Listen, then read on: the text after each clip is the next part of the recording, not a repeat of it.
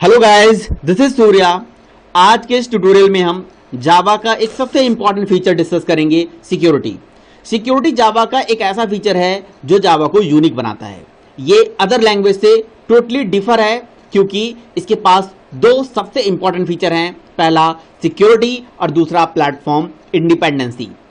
Other language like C++ या PHP या C# की बात करें तो वो उतनी सिक्योर प्रोग्रामिंग लैंग्वेज नहीं है जितनी जावा है। जावा अपनी सिक्योरिटी कैसे प्रूव करती है और इसका प्रैक्टिकल एक्सपोजर मैं आपको इस ट्यूटोरियल में बताने वाला हूं कि जावा सिक्योर प्रोग्रामिंग लैंग्वेज कैसे है। जावा को बनाने का सबसे बड़ा जो रीजन था वो था प्लेटफॉर्म इंडिपेंडेंट सॉफ्टवेयर बनाना और इंटरनेट प्रोग्रामिंग। अब जाहिर सी बात है, अगर जावा का प्रोग्राम इंटरनेट पे चलेगा तो इंटरनेट पे चलने वाला प्रोग्राम सिक्योर होना जरूरी है। और इस प्रोग्राम को सिक्योर बनाने के लिए जावा ने क्या क्या करा, आज हम इस ट्यूटोरियल में देखने जा रहे हैं। दोस्तों, जावा एक सिक्योर प्रोग्रामिंग लैंग्वेज है। इसका सबसे बड़ा जो पहला रीजन है वो ये है कि जावा के अंदर पॉइंटर का सपोर्ट नहीं है। मतलब आप एक्सप्लिसिटली पॉइंटर यूज नहीं कर सकते हैं। ऐसा बोलना गलत है कि जावा में पॉइंटर ही नहीं है। जावा में पॉइंटर होता है, इम्प्लिसिटली होता है। हम पॉइंटर यूज नहीं कर सकते एक्सप्लिसिटली। जाहिर सी बात है, पॉइंटर की अगर हम बात करें तो पॉइंटर एक वेरिएबल होता है जो किसी दूसरे वेरिएबल के एड्रेस को होल्ड करके रखता है। इसका मतलब ये हो गया कि अगर हमारे पास किसी भी वेरिएबल के एड्रेस को रेफर करना है तो हमें एक पॉइंटर टाइप का वेरिएबल बनाना होता है। जावा के अंदर हम पॉइंटर टाइप के वेरिएबल्स को बना ही नहीं सकते। इसका मतलब किसी भी वेरिएबल के एड्रेस को हम होल्ड नहीं कर सकते हैं। हमारा कोई प्रोग्राम है, वो इंटरनेट पे चल रहा है, तो इंटरनेट पे चलने वाले प्रोग्राम के एड्रेस को कोई भी अनडिजायरेबल यूजर, अनऑथराइज्ड यूजर उसको एक्सेस नहीं कर सकता है। तो पॉइंटर ना होना एक सबसे बड़ा रीजन होता है हमारे यहाँ सिक्योरिटी का। ये सबसे पहला रीजन है। दोस्तों, पॉइंटर जो कंसेप्ट है, इस कंसेप्ट के कई यूसेस हैं और उन यूसेस को इंप्लीमेंट करने के लिए जावा के अंदर इम्प्लिसिटली पॉइंटर का सपोर्ट दिया गया है। दोस्तों, जावा के प्रोग्राम की सिक्योरिटी का एक और सबसे बड़ा रीजन है, वो है byte code verification on the behalf of magic number. जब भी हम जावा के प्रोग्राम को कंपाइल करते हैं तो कंपाइल टाइम पे हमारे प्रोग्राम के अंदर, हमारे बाइट कोड के अंदर एक मैजिक नंबर आ जाता है, जिस मैजिक नंबर की मीनिंग हमारे कंपाइलर और हमारे जेवीएम के अंदर रिजर्व होती है। ये बेसिकली एक पैटर्न वाला नंबर होता है, जिस नंबर पैटर्न की मीनिंग हमारे बाइट कोड में फिक्स हो जाती है। और जब भी हम प्रोग्राम को रन करते हैं तो जो हमारा जेवीएम है, प्रोग्राम को रन करने से पहले बाइट कोड का वेरिफिकेशन करता है कि इस बाइट कोड में कोई मैजिक नंबर जो चेंज हुआ है या नहीं। दोस्तों, जब भी आप जावा की प्रोग्राम को कंपाइल करने के बाद इसके बाइट कोड को ओपन करते हो या ओपन करके इसको आप सेव एज कर देते हो, सेव कर दो। आपने अगर कोई चेंजेस करा और उसको सेव कर दिया तो हमारे बाइट कोड के मैजिक नंबर का पैटर्न चेंज हो जाता है और अब फिर प्रोग्राम को आप रन करोगे तो नहीं रन होगा। ये चीज मैं आपको इस ट्यूटोरियल के लास्ट में प्रैक्टिकली करके आपको दिखाऊंगा। ये बेसिकली चेंजेस हम जानबूझ के नहीं करते हैं। कई बारी हमारे प्रोग्राम के अंदर ऐसा होता है कि हमारे पास कोड लिखा गया है और उस कोड के अंदर कोई भी अनऑथराइज्ड यूजर हमारे कोड में आता है और वो अनडिजायरेबल तरीके से हमारे प्रोग्राम में कोई चेंजेस कर देता है। कोई वायरस प्रोग्राम आके हमारे बाइट कोड में प्लग हो जाता है और अगर वो प्लग्ड प्रोग्राम हमारे बाइट कोड में आ गया तो इसका मतलब ये हो गया कि हमारा बाइट कोड के अंदर का मैजिक नंबर अपने आप ऑटोमेटिकली चेंज हो जाएगा। और जब हमारा जो जेवीएम है प्रोग्राम को रन करेगा, उस बाइट कोड की वेरिफिकेशन करेगा। वेरिफिकेशन में प्रॉब्लम आने से वो प्रोग्राम आगे प्रोसीड नहीं हो पाएगा। ऐसा होता है कि हमारे प्रोग्राम में जब इंटरनेट कनेक्शन, कभी भी किसी प्रोग्राम के साथ इंटरनेट कनेक्शन होता है, आपके सिस्टम में इंटरनेट कनेक्शन है और अचानक आपके सिस्टम में कोई वेलकम मैसेज, कोई कांग्रेचुलेशन मैसेज आपके सामने आता है कि आप इतना रुपीज जीत चुके हो, तो आप उस पर गलती से क्लिक कर देते हो और जैसे ही आप गलती से क्लिक करते हो, वो एक वायरस प्रोग्राम होते हैं जो हमारे मेमोरी के अंदर, हमारे प्रोग्राम में कहीं ना कहीं जाके कुछ चेंजेस कर देते हैं। जिन चेंजेस से या ऐसी कोई प्रॉब्लम आ सकती है जिसकी वजह से हमारा बाइट कोड अफेक्ट हो जाता है। तो जिस अफेक्शन को रोकने के लिए ये मैजिक नंबर बहुत इंपॉर्टेंट होता है, क्योंकि इसी मैजिक नंबर के बिहाफ पे हमारा जेवीएम बाइट कोड का वेरिफिकेशन करता है। तो ये जो बाइट कोड का वेरिफिकेशन पॉइंट है, ये जावा की सिक्योरिटी का दूसरा रीजन है। इसके बाद जावा का जो प्रोग्राम होता है, ये बेसिकली वर्चुअल मशीन के अंदर एक सैंडबॉक्स नाम के कंसेप्ट के अंदर रन होता है। तो जो प्रोग्राम हमारा है, ये बेसिकली एक सैंडबॉक्स सिक्योरिटी लेयर होती है जो नेटवर्क लेवल पे एप्लीकेबल होती है, इसके अंदर रन होता है, जो जावा की सिक्योरिटी का एक बिल्कुल बहुत बेस्ट एग्जाम्पल है। इसके अलावा हमारे यहाँ सिक्योरिटी मैनेजर की एक एपीआई है। सिक्योरिटी मैनेजर जावा की एक ऐसी एपीआई है जो java.lang पैकेज में पाई जाती है, और इस सिक्योरिटी मैनेजर क्लास के थ्रू हम अपनी एप्लीकेशन सॉफ्टवेयर में बहुत सारी सिक्योरिटीज ऐड करा सकते हैं। और इसके अलावा अगर हमने कोई एप्लीकेशन सॉफ्टवेयर अपना बनाया है, तो उस एप्लीकेशन सॉफ्टवेयर पे हम जावा की कई लेवल पे सिक्योरिटीज और बढ़ा सकते हैं, जैसे JCA या JCE, जिसको हम Java cryptography architecture and Java cryptography extension बोलते हैं। ये एक ऐसी सिक्योरिटी है जो किसी एप्लीकेशन सॉफ्टवेयर पे लगा के जावा को सिक्योर बनाई जा सकती है। इसके अलावा JSSE यानी कि जावा सिक्योर सॉकेट एक्सटेंशन, दूसरी सिक्योरिटी है जावा की JAS, Java authentication and authorisation. ये सारी सिक्योरिटीज एक ऐसी सिक्योरिटीज हैं जो जावा की एप्लीकेशन सॉफ्टवेयर पे लगाई जा सकती हैं। अब मैं आपको बताता हूं कि जावा की जो कॉम्पिटिटिव लैंग्वेज हैं, जो इसके पहले लैंग्वेज थी जावा से पहले, जैसे C++ या कोई भी लैंग्वेज थी, उनके एग्जीक्यूशन मॉडल और जावा के एग्जीक्यूशन मॉडल में क्या डिफरेंशिएशन है, और उन्हीं एग्जीक्यूशन मॉडल के बिहाफ पे हम जावा को सिक्योर लैंग्वेज बोलते हैं। ये देखिए, ये हमारे सामने एक हार्डवेयर है, हार्डवेयर के ऊपर OS है और OS के ऊपर C या C++ का प्रोग्राम है। तो जो C या C++ का प्रोग्राम है, यह जावा से पहले चलने वाली जितनी भी प्रोग्रामिंग लैंग्वेज थी उनका प्रोग्राम है, वो सब OS के कंट्रोल यानी कि OS पे डायरेक्टली रन होते थे। तो उनके एग्जीक्यूशन मॉडल में क्या प्रॉब्लम थी जिससे वजह से उनके अंदर सिक्योरिटी नहीं है, वो जरा हम यहाँ पे देखते हैं। देखिए, मान लीजिए कि आपने कोई भी एक C या C++ का प्रोग्राम आपने बनाया। जैसे ही C++ का प्रोग्राम आप बनाते हो, तो वहां पे हमारे सामने कंपाइल टाइम पे एक OS स्पेसिफिक कोड, एक एग्जीक्यूटेबल कोड यहाँ जनरेट होता है। ये एग्जीक्यूटेबल कोड बेसिकली, ये मान के चल रहा हूं, ये विंडोज ऑपरेटिंग सिस्टम पे डेवलप हुआ। तो जैसे ही हम एग्जीक्यूटेबल कोड पे क्लिक करते हैं, तुरंत क्लिक करते ही हमारे पास वो एग्जीक्यूटेबल कोड रन होता है। तो जब ये कोड रन होता है, तो रन होने से पहले सबसे पहले इसके अंदर क्या होता है कि हमारा एग्जीक्यूटेबल कोड OS के द्वारा रीड करा जाता है, और वो एग्जीक्यूटेबल कोड का फॉर्मेट चेक करा जाता है कि जो फॉर्मेट है ये हमारे कंपैटिबल है या नहीं। अगर विंडोज है या लिनक्स है या मैक है, तो कोई भी ऑपरेटिंग सिस्टम है, उस ऑपरेटिंग सिस्टम के कंपैटिबल ये एग्जीक्यूटेबल कोड है या नहीं। अगर वो एग्जीक्यूटेबल कोड का फॉर्मेट इस OS के वैलिड है, यानी कि अगर वैलिडेशन सब कुछ सही है, तो अब इस एग्जीक्यूटेबल कोड को सबसे पहले मेमोरी के अंदर लोड करा जाता है। मेमोरी के अंदर जो एग्जीक्यूटेबल कोड होता है, उसको एग्जीक्यूट करने के लिए बहुत सारे रजिस्टर्स होते हैं जो इन एग्जीक्यूटेबल कोड को अपने अंदर एग्जीक्यूट करते हैं। इसका मतलब ये हो गया कि अब ये एग्जीक्यूटेबल कोड हमारे प्रोसेसर के पास जाएगा और प्रोसेसर उस प्रोग्राम को क्या करेगा, अब एग्जीक्यूट करेगा। तो ये एक एग्जीक्यूशन मॉडल है जो बेसिकली किस केस में है, C और C++ के केस में है। तो C++ के या उस जावा से पहले जितनी भी लैंग्वेज हैं, उनके प्रोग्राम का एग्जीक्यूशन मॉडल कुछ ऐसे है कि जब प्रोग्राम उनके आप रन करते हो, तो उस प्रोग्राम को रन होने से पहले जो हमारा OS है, जो ऑपरेटिंग सिस्टम है, वो सबसे पहले उस पर्टिकुलर एक्सटेंशन का फॉर्मेट चेक करते हुए, अगर वो फॉर्मेट वैलिड है तो उसको मेमोरी में लोड करके प्रोसेसर को देता है और प्रोसेसर उसे एग्जीक्यूट कर देता है। C++ की बात करें तो वहां पे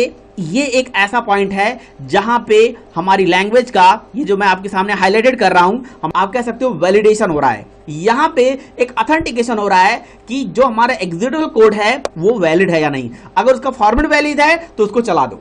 इसका मतलब ये हो गया, अगर फॉर्मेट चेक कर दी गई और उसके अलावा अगर कोड में कोई प्रॉब्लम है तो वो भी वो एग्जीक्यूट कर देगा। यानी कि अगर उसके अंदर किसी ने अनडिजायरेबल प्रोग्राम बना के डाल दिया तो उसे भी एग्जीक्यूट कर देगा। अगर हम वहीं पे जावा की बात करें तो जावा का जो प्रोग्राम होता है, आप देखोगे कि इस आर्किटेक्चर में जो आपके सामने दिख रहा होगा कि हार्डवेयर के ऊपर OS और OS के ऊपर जावा का एक खुद का रन टाइम एनवायरनमेंट है, जिसको हम जावा रन टाइम एनवायरनमेंट JRE बोलते हैं, और जावा के प्रोग्राम का पूरा एग्जीक्यूशन इस JRE के ऊपर होता है।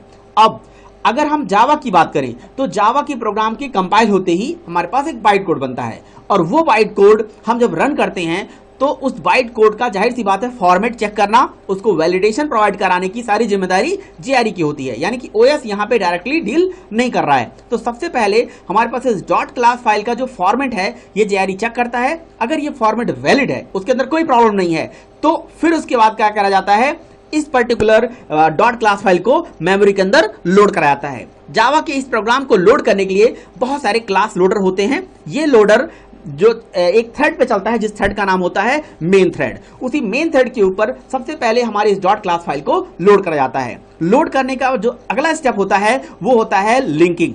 लिंकिंग में हमारे पास जो एक एक्स्ट्रा कह सकते हो कि स्टेप हो रहा है, जो हमारे C++ या जावा से पहले जो हमारे पास लैंग्वेज थी उनके अंदर नहीं होता था, वो ये है लिंकिंग। ये जो लिंकिंग प्रोसेस है ये हर लैंग्वेज में होता है। ऐसा नहीं है कि सी में लिंकिंग नहीं होती थी, लेकिन लिंकिंग के साथ यहां वेरिफिकेशन होना, that is very important part. यानी कि हमारे लैंग्वेज के अंदर ये एक एक्स्ट्रा फीचर आ गया कि जो ऑथेंटिकेशन प्रोसेस है उसको तो ये करता ही करता है, साथ में यहां पे ये जो लिंकिंग प्रोसेस आपके सामने दिख रहा है, यहां पे अथराइजेशन का मतलब ये हो गया कि अगर यूजर वैलिडेट है, वैलिडेशन उसका हो गया है, तो अब वो मेमोरी के अंदर किन किन चीज को एक्सेस करने की उसके पास अथॉरिटीज है। और कहीं ऐसा तो नहीं ना हो गया कि उसके बाइट कोड में कोई अनडिजायरेबल प्रोग्राम तो नहीं ना है, ये भी चेक करता है। इसका मतलब ये हो गया कि अगर किसी भी यूजर ने हमारे बाइट कोड के अंदर कोई अनडिजायरेबल प्रोग्राम बना के डाल दिया, या गलती से उसके अंदर कोई प्रोग्राम आ चुका है, और उस प्रोग्राम को जब हमारे पास वेरीफायर के थ्रू वो लिंकिंग प्रोसेस में जो वेरिफिकेशन होगा, वहां पे जैसे प्रॉब्लम आएगी तो प्रोग्राम तुरंत यहां पे रिवर्स हो जाएगा, फिर से उस प्रोग्राम की रीलोडिंग होगी एंड देन प्रोग्राम टर्मिनेट होकर बाहर निकल जाएगा। लेकिन अगर उसका वेरिफिकेशन हो गया तो देन उसके बाद का जो स्टेप होता है वो होता है इनिशियलाइजेशन। इसका मतलब ये हो गया कि इस प्रोग्राम का वेरिफिकेशन हो गया है, अब इसको इनिशियलाइज करो और इसको एग्जीक्यूशन इंजन को दे दो और ये प्रोग्राम को एग्जीक्यूट करेगा।